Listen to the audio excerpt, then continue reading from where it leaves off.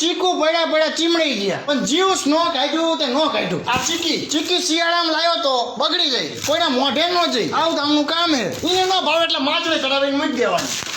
દર બીજા દિવસે બટેકાનું જ શાક હોય, જ્યારથી પૈણીને આવ્યો ને ત્યારથી કઈ નવીનમાં બનાવે જ નહીં ને. આ રોટલા ધરબી દેવાના, ખાઈ લો. શાક લેવા જાય સમોસા ને પાણા પૂરા ખાઈને હાલ્યા આવે. 3 દી પહેલા સિંગ અહીંયા પડી હતી, મને ખબર ખોરી થઈ જઈ. મેં આજ પૂછ્યું, મેં કીધું શું થયું સિંગ નું? તે મને કેવું ખાઈ જાય.